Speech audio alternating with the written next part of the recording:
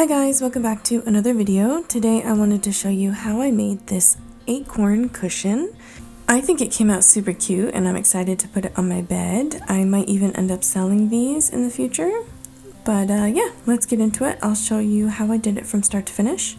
I started by tufting the acorn design. Now before I started tufting, I of course had to draw the design, and then what I did was I opened up my design into a program like Krita where you can split the image into different pieces. So I split it into 4 so that the whole drawing would fit onto A4 sheets of paper, and then once I printed out each of those pieces of paper, I cut around them and basically just taped them to the fabric once I stretched it on my frame, and I used a lamp and a marker to trace the design onto my fabric. Now this is my first time making this design and I did kind of mess up a tiny bit, so if it doesn't look perfectly symmetrical, that's why. It was just how I traced it. If I do end up producing more of these in the future and it's not just for myself, then obviously I'm going to be a bit more careful. But yeah, ignore that. I probably shouldn't have said it. Maybe you wouldn't have noticed if I didn't say anything, but I see it okay. I did try to fix it. I did try my best to sort of like freehand. So I did that before I started stream, and I do think it looks mostly even now. I just think about it the whole time. Every time I look at this, I'm like, is this symmetrical now? I don't know, but I think it's cute, and this one was for me, so it doesn't matter that much. Again, obviously, if it was for a customer, I would make sure it was perfect. But yeah, try to ignore that if you do happen to be able to see it. But we just went and tufted with this light brown yarn. It's called light brown, that's the color name from Daiso. And I just used this punch needle, which I got this punch needle set off of Amazon. It came with this 3.5 millimeter needle, and it came with a 5mm needle. I find that the 5mm needle is a little bit too big for the size yarn I use and for the fabric that I use. This fabric is actually from Sedia. It's super cheap.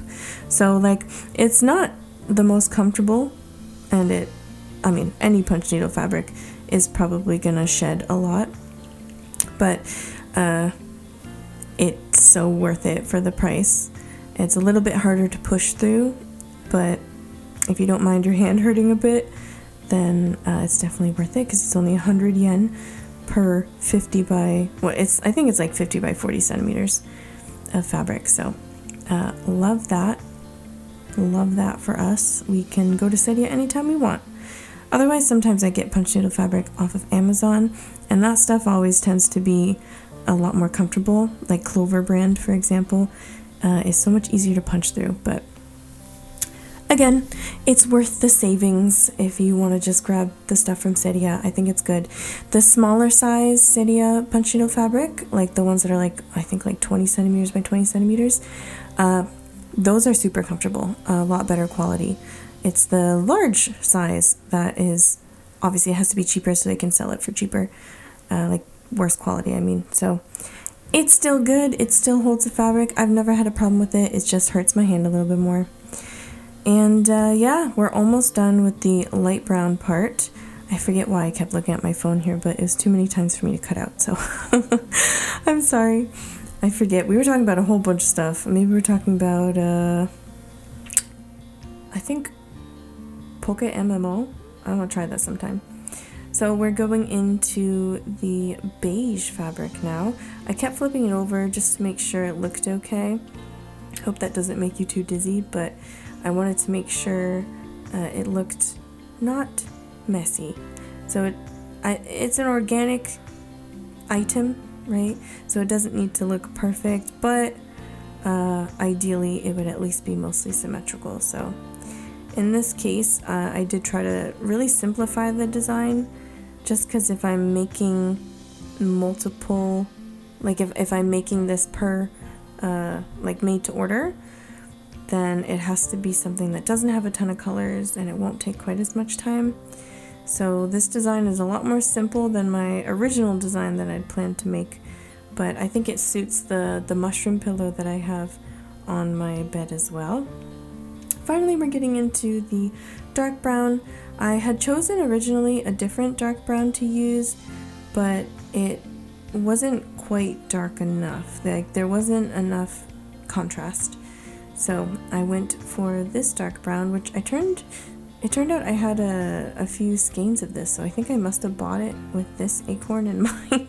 But again, they were from Daiso, so 100 yen per skein, not bad at all. Not bad at all. So basically I must have stocked up on a few different colors just in case I wanted to use some versus the other. And I went with this one, which I'm happy with in the end. It's quite soft too, actually, surprisingly soft. This light brown is like more like the standard Daiso yarn, and then this dark brown actually is slightly softer. So I don't know if that would bother you if like there was a slightly different feel to the two different yarns. So if it would, keep that in mind when you're purchasing your yarn.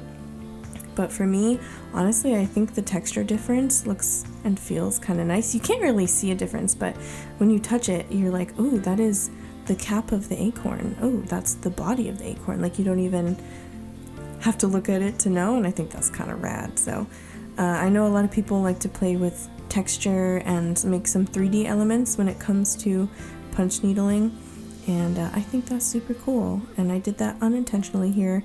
Also, with the little spots on the cap of the acorn, they ended up being less dense than what I made the cap, so they actually didn't stick out quite as far. So in that way, I also kind of played with texture a bit. The rest of the tufting was pretty straightforward, just punch, punch, punch, punch, punch, punch, punch, punch with the right color, and I just continued filling in the cap until I was done.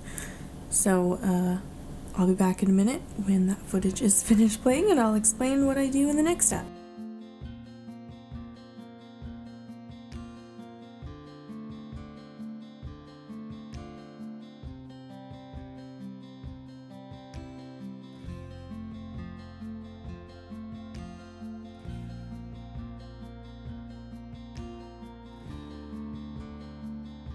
Okay, so the next step is to just cut all the loose ends and make sure there's no big loops that I left, just so everything's smooth and I can spread some glue on with a palette knife. This is just regular craft glue.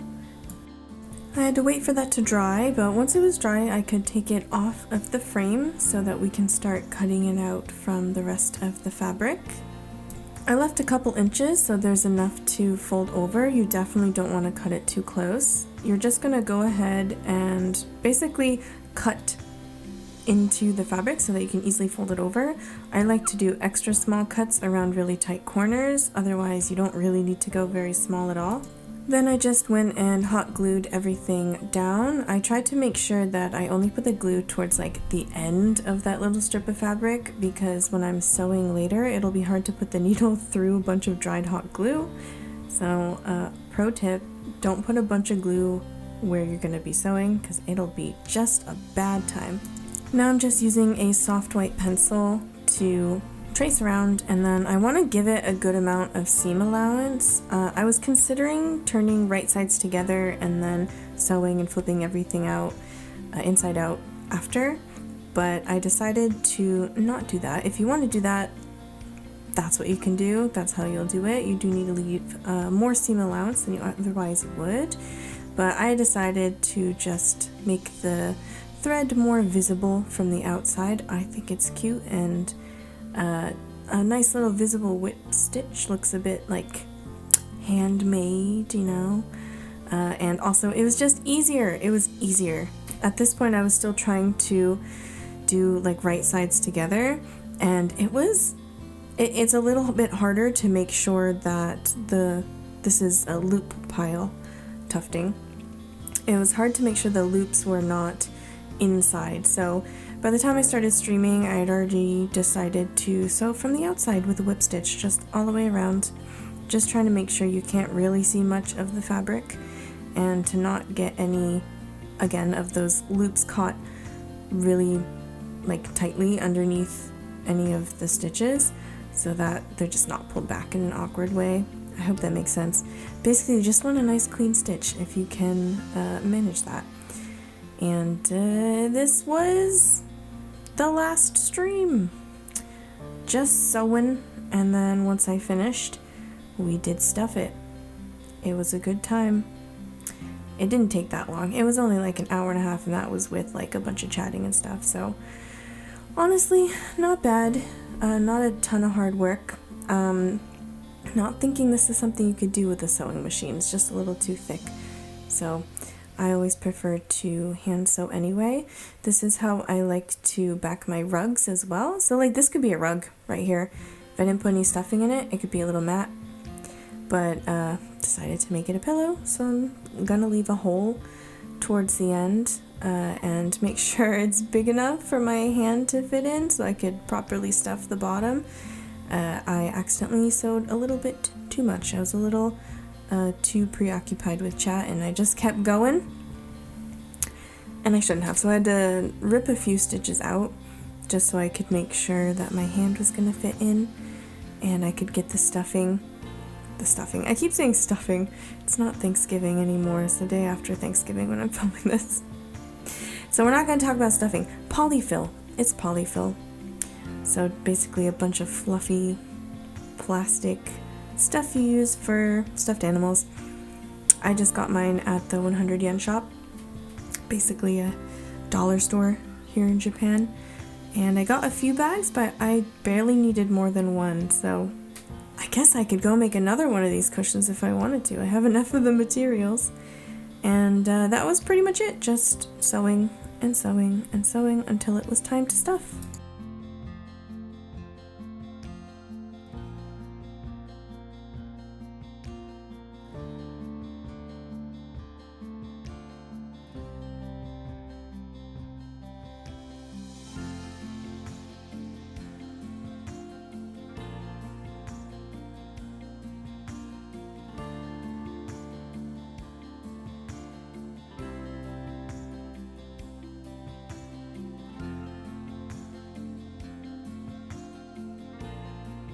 Now we're stuffing.